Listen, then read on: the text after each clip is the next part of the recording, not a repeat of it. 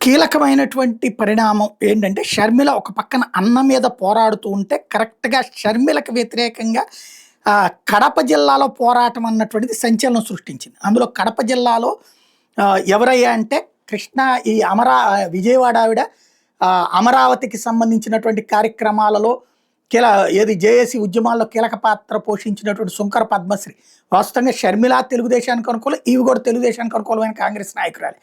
అయితే ఈమె కాంగ్రెస్ పార్టీకి వీరాభిమానే కాదు, కాంగ్రెస్ పార్టీ నాయకురాలు, ఉపాధ్యక్షురాలుగా, వర్కింగ్ ప్రెసిడెంట్‌గా కూడా ఉంటే, షర్మిల వచ్చాక తొలగించి పక్కన పెట్టేసేసింది.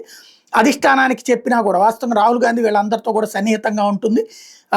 ఈవెన్ డీకే శివకుమార్ వీళ్ళతో కూడా.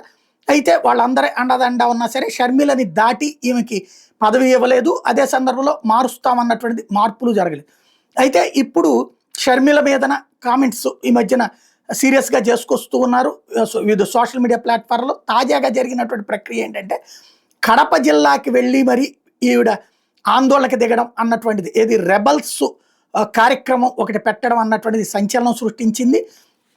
దీనికి సంబంధించి ఆంధ్రజ్యోతి ఒక వార్త రాసుకొచ్చింది. తాజాగా ఏదైతే కడపలో పీసీసీ అధ్యక్షురాలు వైఎస్ షర్మిలకు వ్యతిరేకంగా ఏఐసీసీ సభ్యురాలు శుంకర పద్మశ్రీ నిర్వహించిన సమావేశం రసవాసంగా మారింది. సోమవారం ఇక్కడ ఐఎంఏ హాల్లో శుంకర పద్మశ్రీ ఇద్దరు మాజీ డీసీసీ అధ్యక్షులు గుండ్లకుంట శ్రీరాములు, నజీర్ అహ్మద్, ప్రస్తుతం ఇతను వైసీపీ, ఎస్ఏ సత్తార్ మరికొందరు రెబల్స్తో సమావేశం ఏర్పాటు చేశారు. దీన్ని డీసీసీ అధ్యక్షురాలు విజయజ్యోతి ఆధ్వర్యంలో నియోజకవర్గ ఇన్ఛార్జీలు ఇర్ఫాన్ బాషా, అశోక్ రెడ్డి, ధ్రువకుమార్ రెడ్డి, శివకుమోహన్ రెడ్డి, మైనుద్దీన్ మరికొందరు నేతలు అడ్డుకున్నారు. వైఎస్ షర్మిలారెడ్డి జిందాబాద్ అంటే నినాదాలు చేశారు. పద్మశ్రీ వర్గం మాత్రం రాహుల్ గాంధీ నాయకత్వం వర్ధిల్లాలంటూ నినాదాలు చేశారు.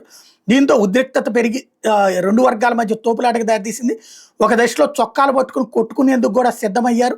పోలీసులు రాకతో గొడవ సద్దుమణిగింది. 2 రోజుల పర్యటన కోసం ఆదివారం కడపకు వచ్చినట్లు శుంకర పద్మశ్రీ సోమవారం కాంగ్రెస్ రెబల్తో సమావేశం నిర్వహించారు. ఈ సందర్భంగా పద్మశ్రీ మాట్లాడుతూ, వైఎస్ షర్మిల కాంగ్రెస్ పార్టీని భ్రష్టు పట్టించారని, పీసీసీ పగ్గాలు చేపట్టాక జగన్ టార్గెట్ చేయడమే తప్ప పార్టీకి సంబంధించి ఏమాత్రం పనిచేయటం లేదన్నటువంటి పీసీసీ పూర్వవైభవానికి పాటుపడడం లేదని ఆరోపించారు. షర్మిల పనితీరును రాహుల్ గాంధీకి వివరిస్తానని చెప్పారు. మరియు షర్మిలకు వ్యతిరేకంగా శుంకర పద్మశ్రీ మాట్లాడిన విషయం తెలుసుకున్న కాంగ్రెస్ నాయకులు ఆ సమావేశాన్ని అడ్డుకున్నారు. పథకం ప్రకారం ప్యాకేజీ తీసుకుని కడపలో షర్మిలను టార్గెట్ చేశారన్నటువంటి కాన్సెప్ట్తో ఇక్కడ తీవ్ర స్థాయిలో ఆగ్రహం వ్యక్తం చేశారు. ఇరు వర్గాల మధ్యన వాగ్వివాదం జరిగింది.